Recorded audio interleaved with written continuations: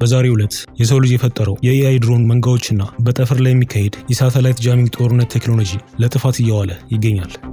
በሌላ በኩል ከመሬት በታች ለሺህ ዓመታት ተቀብረው የቆዩ ጥንታዊ ሚስጥራትና ትንቢቶች ዛሬ በምናየው የኢኮኖሚ ውድቀትና የሚሳኤል ናዳ ውስጥ የራሳቸውን ትርጉም እየሰጡ ነው። በቴህራን ቀይ ማስጠንቀቂያ ታውጆ የሚሳኤል ከተሞች በሮች የተከፈቱበትና የመጨረሻው ዘመን ምልክቶች በታዩበት በዚህ ሰዓት እኛ የት ነን?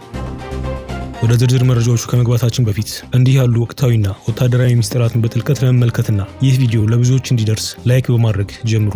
ለቻናሉ አዲስ ከሆናችሁ እውነትን ፍለጋ ወደ ጥልቀት የምንወርድበትን ጉዟችንን ለመቀላቀል አሁኑኑ ሰብስክራይብ ያድርጉና የደወል ምልክቷን ይጫኑ። ቤተሰባችን ስለሆናችሁ እናመሰግናለን። እስከ መጨረሻው ተከታተሉ።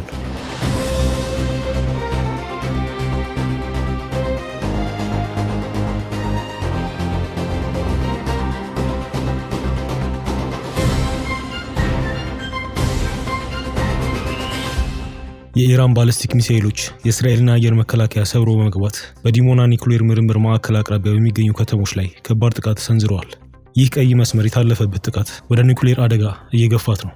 ቅዳሜ ምሽት የተሰነዘረው የሚሳኤል ናዳ በደቡብ እስራኤል በሚገኙት ዲሞናና አራድ ከተሞች ላይ አርፏል። እንደ እስራኤል መከላከያ ሰራዊት አይዲኤፍ መግለጫ የአየር መከላከያ ሲስተሙ ቢያንስ 2 ሚሳኤሎችን ማክሰፍ ሳይችል ቀርቶ ህንፃዎች ላይ ጥቃት ምት አርፏል። ጥቃቱ የተፈጸመው እስራኤል ኒውክሌር መሳሪያ አላት ተብሎ በሚታመንበት የሺሞን ፔሬዝ የኒውክሌር ምርምር ማዕከል ጥቂት ኪሎ ሜትሮች ርቀት ላይ ነው። በጥቃቱ ሳቢያ እስካሁን ከ180 በላይ ሰዎች መጎዳታቸው የተረጋገጠ ሲሆን ከዚህም ውስጥ 11ዱ በከባድ ሁኔታ ላይ ይገኛሉ። ዓለም አቀፉ የአቶሚክ ኤነርጂ ኤጀንሲ IAEA ባወጣው መግለጫ በማዕከሉ ላይ የደረሰ ጉዳትም ሆነ የጨረር መፍሰስ ራዲዬሽን ሊክ አለመኖሩን አረጋግጧል። ሆኖም ግን እንዲህ ያለ ስስ ቦታ የጦርነት ቀጠና መሆኑ ታላቅ የጥፋት አደጋ ሊያስከትል እንደሚችል አስጠንቅቋል። ቴህራን በኢራን ናታንዝ ኒውክሌር ማዕከል ላይ የደረሰው ጥቃት የተሰጠ ተመጣጣኝ ምላሽ መሆኑን ገልጻለች። የኢራን ሚዲያዎች እያንዳንዱ በኒውክሌር ተቋሞቻችን ላይ ለሚሰነዘር ጥቃት እስራኤል ስትራቴጂክ ቦታዎች ላይ በደቂቃዎች ውስጥ ምላሽ ያገኛል የሚል ማስጠንቀቂያ አስተላልፈዋል። ይህ የኒውክሌር ተቋማት ፍጥጫ ጦርነቱን ወደ አስጊ ደረጃ እያደረሰው ነው። የምናውቀው የገንዘብ ስርዓት እያከተመለት ነው። ዛሬ የዓለም ኢኮኖሚ ከቁጥጥር ውጭ ወደሆነ አዘቅት ውስጥ ገብቷል። የገንዘብን ዋጋ ያረከሰው የነዳጅ ፖለቲካና የሀብታሞች ወደ ወርቅና ቢትኮይን መሸሽ የሚያመጣውን መዘዝ እንመለከታለን። ይህ የኢኮኖሚ ጦርነት በታዳጊ ሀገራት ላይ የረሃብ ስጋት የፈጠረ ሲሆን ሀያላን ሀገራትም የስትራቴጂክ ነዳጅ ክምችታቸው ማለቁን ተከትሎ ከፍተኛ ጭንቀት ውስጥ ገብተዋል። በተሰነዘረው የሳይበር ጥቃት ስዊፍት ምክንያት በባንኮች ላይ እምነት ያጡ ባለሀብቶች ዛሬ ሀብታቸውን ወደ ወርቅ እያፈሰሱ ይገኛሉ። የወርቅ ዋጋ በአንድ ቀን ውስጥ ብቻ የ12% ጭማሪ ማሳየቱ የዓለም የገንዘብ ስርዓት ፊያት ከረንሲ ዋጋ እያጣ መሆኑን ትልቅ ማሳያ ነው። ሰዎች ወረቀት ገንዘባቸውን ወደ እውነተኛ ሀብት ለመቀየር በሚያደርጉት ሩጫ የወርቅ መሸጫ ገበያዎች በታሪክ ከፍተኛውን ግብይት አስተናግደዋል። በሌላ በኩል ከባንክ ስርዓት ውጭ የሆነው ቢትኮይን ዛሬ የመጨረሻው መሸሸጊያ ሆኗል። ቢትኮይን በአንድ ቀን ውስጥ $150,000 በመግባት አዲስ ታሪክ አስመዝግቧል። ዲጂታል ገንዘቦች በጦርነትና በሳይበር ጥቃት የማይበገሩ መሆናቸው ባለሀብቶች ዲጂታል ወርቅ ብለው እንዲጠሩት አድርጓቸዋል። ይህ የዲጂታል ገንዘብ ንረት የባንክ ስርዓቱን ታሪክ ያደርጉ ይሆን? ዛሬ ቴህራን ዓለምን ያስደነገጠ ቀይ ማስጠንቀቂያ አውጃለች። ታላቁ ነቢይ ዘ ግሬት ፕሮፊት 18 በሚል መጠሪያ የተጀመረው መጠነ ሰፊ ወታደራዊ ልምምድ ተራ ወታደራዊ ትርኢት ሳይሆን ለታላቁ ጦርነት የታዘዘ የመጨረሻ ዝግጅት እንደሆነ ተሰምቷል። የኢራን ከፍተኛ ወታደራዊ አመራሮች ለረጅም ርቀት ሚሳኤሎቻቸውን የመተኮስ ዝግጁነት ትዕዛዝ መስጠታቸው የቀጠናውን ኃይል ሚዛን አናግቶታል። ይህ ወታደራዊ ልምምድ በባህር በየብስና በጠፈር የተቀናጀ ነው። የሳተላይት ምስሎች እንደሚያሳዩት በኢራን ማዕከላዊ በረሃዎች የሚገኙት የምድር ውስጥ የሚሳኤል ከተሞች ሚሳኤል ሲቲስ በሮች ተከፍተዋል። ታላቁ ነቢይ 18 ለየት የሚያደርገው ኢራን እስካሁን ለዓለም ያላሳየቻቸው አዳዲስ ሃይፐርሶኒክ ሚሳኤሎችን ለመጀመሪያ ጊዜ ወደ ማስፈንጠሪያ ቦታዎች ማውጣቷ ነው። ይህ ልምምድ ሳይሆን ለጥቃት የተዘጋጀ ሰራዊት አስተላለፍ ነው። አስፈሪው ዜና ግን የኢራን ስትራቴጂክ ሚሳኤል ኃይል የተቀበለው ትዕዛዝ ነው። የመጨረሻ ዝግጅት ፋይናል ፕሪፓሬሽን ማለት ሚሳኤሎቹ ነዳጅ ተሞልተው መጋጠሚያዎቻቸው ተስካክተውና ኢላማዎቻቸው ተለይተው ቁልፉ እስኪዞር ብቻ በሚጠብቁበት ደረጃ ላይ ናቸው። ይህ ትዕዛዝ አሜሪካና እስራኤል ሊሰነዝሩት ለሚችሉት ማናቸውም ጥቃት በደቂቃዎች ውስጥ አሰቃቂ ምላሽ ለመስጠት የታለመ ነው። የቴህራን ቀይ ማስጠንቀቂያ በቴል አቪቭና በዋሽንግተን ከፍተኛ ንቅናቄ ፈጥሯል። የኢራን ሚሳኤሎች በሺዎች የሚቆጠሩ ኪሎ ሜትሮችን የመምታት አቅም እንዳላቸው ይታመናል። ይህ ማለት ከመካከለኛው ምስራቅ አልፎ እስከ አውሮፓ እምብርት ድረስ ያሉት የሀያላኑ የጦር ሰፈሮች አደጋ ላይ ናቸው። በኢራን ሰማይ ላይ የሚታዩት የሚሳኤል ጭሶች የሰላም ማብቂያ ምልክቶች ናቸው። ኢራን በእርግጥም ቁልፉን ለመጠቀም ወስናለች ወይስ ይህ የሀያላኑ ድርድር ለመቆጣጠር የተደረገ የሚሳኤል ዲፕሎማሲ ነው? ሀሳባችሁን ኮመንት ላይ ያጋሩ። ጦርነቱ ወደ ጠፈር ተሸጋግሯል። ዛሬ በኢራን ሰማይ ላይ የታየው ድብቅ ፍጥጫ ዓለምን እያነጋገረ ነው። የቢሊዮነሩ ኤለን መስክ ስታርሊንክ የሳተላይት ኢንተርኔት አገልግሎት በከፍተኛ ሁኔታ ጃም ወይም መስተጓጎል እየተደረገበት መሆኑን አረጋግጧል። ቴህራን ከጠፈር የሚመጣውን መረጃ ለመቆለፍ የወሰነችው ለምንድን ነው? ኢለን መስክ ዛሬ በሰጠው መግለጫ በኢራን አየር ክልል ላይ ያሉ ስታርሊንክ ሳተላይቶች ከምድር በሚሰነዘር ከፍተኛ የኤሌክትሮማግኔቲክ ሞገድ ጥቃት እየደረሰባቸው መሆኑን አረጋግጧል።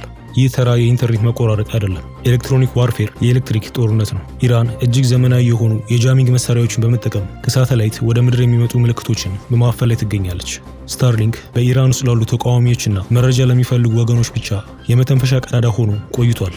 ዛሬ ግን ቴህራን ይህን ቀዳዳ ለመዝጋት የወሰነችው ለታላቁ ወታደራዊ እርምጃ ዝግጅት እያደረገች መሆኑን ያሳያል። ታላቁ ነብይ 18 ዘ ግሬት ፕሮፊት 18 የተሰኘው የሚሳኤል ልምምድ ሲጀመር መረጃ ከሀገር እንዳይወጣና ወታደራዊ እንቅስቃሴ በሳተላይት እንዳይታይ ዲጂታል ጨለማ መፍጠር የግድ ይላታል። ይህ ጥቃት የስታርሊንክን ሳተላይቶች በቋሚነት ሊያሰናክል ይችል ይሆን ወይስ ኢለን መስክ አዳዲስ የሶፍትዌር መከላከያዎችን አንቲ ጃሚንግ አፕዴት በመላክ የቴህራንን አጥር ይሰብራል? ዛሬ መጋቢት 14 2018 ዓ.ም ከምድር በታች ሌላ ዓለም ተገኝቷል። ዛሬ መጋቢት 14 ቀን 2018 በኢየሩሳሌም የተገኘው ድንገተኛ ሚስጥር መላው ዓለምን አስደምሟል። የሰው ልጅ የሚሳኤልና የዲጂታል ጦርነት ውስጥ ባለበት በዚህ ሰዓት ጥንታዊ ሚስጥራት በራሳቸው ጊዜ ብቅ ማለት ጀምሯል። ከአል አቅሳ መስጊድ በታች የተገኘው ሚስጥራዊ መተላለፊያ ስለመጨረሻው ዘመን ጦርነት የሚተነብዩ አዳዲስ የሙት ባህር ጥቅሎችና የቫቲካን አስፈሪ ትንቢቶች። እነዚህ ሁሉ ክስተቶች በአጋጣሚ የመጡ ናቸው። ጠለቅ ብለን እንመልከተው። በኢየሩሳሌም አል አቅሳ መስጊድ በታች የታየው አዲስ ዋሻ የቀጠናውን ውጥረት ወደ ሌላ ደረጃ አሸጋግሮታል። አርኪኦሎጂስቶች እንደሚሉት ይህ ዋሻ ቀጥታ ወደ ጥንታዊ የሰለሞን ቤተ መቅደስ የሚመራ ሚስጥራዊ መተላለፊያ ሊሆን ይችላል። ይህ ግኝት ለሃይማኖታዊ ተቋማት ትልቅ ትርጉም ያለው ቢሆንም በፖለቲካው ረገድ ግን ለታላቁ ግጭት እንደ ሰበብ እየታየ ነው። በሙት ባህር አካባቢ ለሺህ ዓመታት ተቀብሮ የቆየ አዲስ የብራና ጽሑፍ ተገኝቷል። አርኪኦሎጂስቶች በድንጋጤ እንደገለጹት ይህ ጥቅል ስለ ብርሃን ልጆችና የጨለማ ልጆች ዋር ኦፍ ዘ ሰንስ ኦፍ ላይት አጌንስት ዘ ሰንስ ኦፍ ዘ ዳርክነስ የመጨረሻ ግጥሚያ ዝርዝር ይተነብያል። ጥቅሉ የሚገልጻቸው ምልክቶች ዛሬ ካለው የዓለም ሁኔታዎች ጋር በሚያስደነግጥ መልኩ ይመሳሰላል። ትንቢቱ ዛሬ እየተፈጸመ ይሆን? ከዚህ ጋር ተያይዞ ከመቶ ዓመታት በፊት በቫቲካን ሚስጥራዊ መዝገብ ቤት ሲክሬት አርካይቭ ውስጥ ተቀምጦ የነበረ አንድ ትንቢት ዛሬ በማህበራዊ ሚዲያዎች ላይ ሰርክ እያደረገ ይገኛል።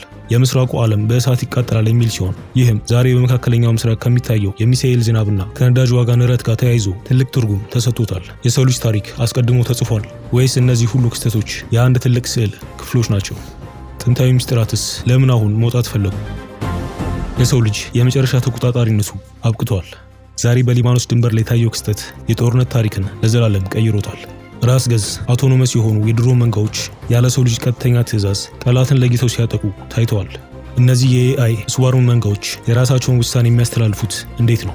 ዛሬ የማሽኖች ጦርነት ዘ ዋር ኦፍ ዘ ማሽንስ በይፋ መጀመሩን በጥልቀት እናያለን። በሊባኖስ ድንበር ላይ የታዩት በመቶዎች የሚቆጠሩ ጥቃቅን ድሮኖች እንደ አንድ አካል ሆነው ነው የሚንቀሳቀሱት።